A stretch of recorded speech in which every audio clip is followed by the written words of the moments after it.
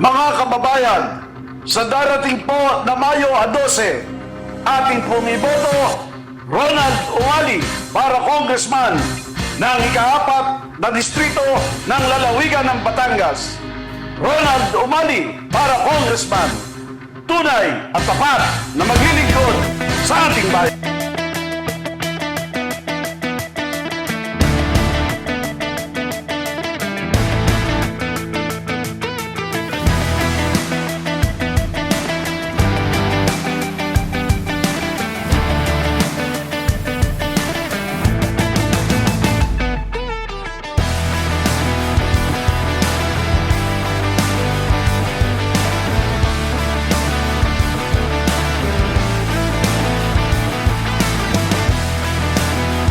Walang iba kundi ang isa sa tumatakbong congressman dito sa 4th District. Walang iba kundi Congressman, given the chance na kayo po ay mahalal bilang congressman dito sa 4th District, ano po ang mga dalawang bagay na tututukan nyo para sa ating mga kababayan dito sa 4th District? Una po, itong mga kababayan natin na katiting bahay, una natin yung kabuhayan nila.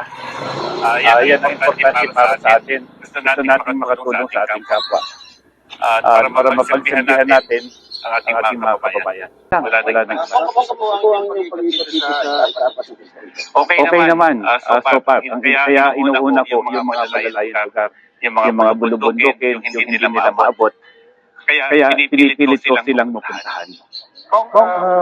Malapit na po, Mayo na po sa susunod na araw. Bakit po kinakailangan manalo ng isang Congressman Ronald Umali? Ito lang ang sasabihin nila. Gusto nila magsilbi sa bayan. Ang akin, gusto kong ipakita sa kanila kung ano ang tunay ng serbisyo. Ano po ba ang inspirasyon ng isang Ronald Umali at kayo po ay nasabak sa ganitong larangan ng paglilingkod sa publiko? Alam mo, wala akong planong lumaban sa politika. Kaya lang, nung ako ay nung panahon ng kahirapan, panahon ng pandemic, panahon ng pumutok ang bulkan, marami kong naitulong sa aking kapwa. Gusto ko maging tuloy-tuloy. Ano po yung isang qualification ng isang Ronald Umali para sa pagiging congressman? Ang isang qualification, ang tunay na paglilingkod sa aking kababayan. Ano po ang magiging mensahe ninyo ngayong malapit na ang Mayo 12, almost 10 days na lamang po, at magkakaroon na ng desisyon ng ating mga kababayan? Mensahe po sa inyong mga kababayan dito sa 4th District. Sa 4th District, sa 6 na bayan na aking nasasakupan, ang masasabi ko lamang sa kanila, kung ako ang papalarin at mananalo, wala akong pinipili kahit sino, mahirap man o mayaman. Maraming salamat po. Muli kasama natin si Ronald Umali, congressman para sa 4th Ako po ay hindi nangangako ng mga bagay na hindi ko kayang tuparin.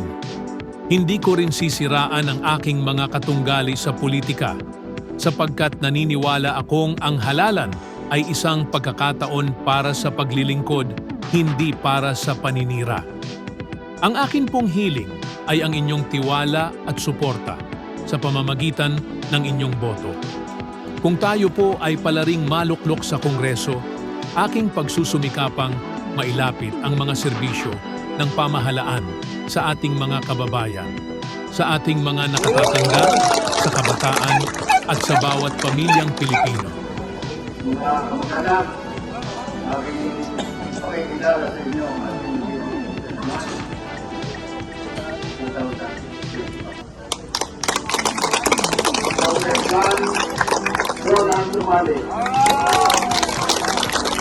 Magandang hapon ho sa inyong lahat.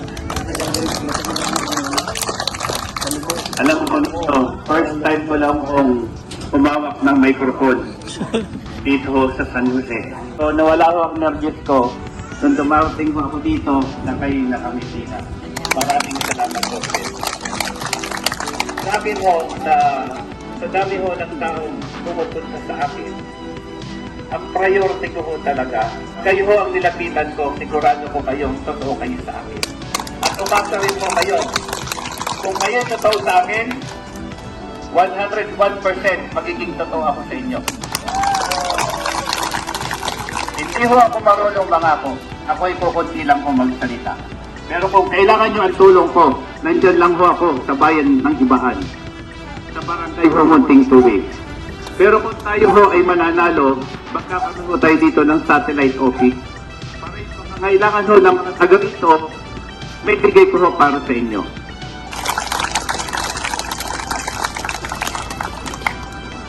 Palakpakan natin muli ang magiging at walang kaduda-dudang magiging congressman ng barangay Dalansayan at ng bayan ng San Jose sa kabuuan ng 4th District.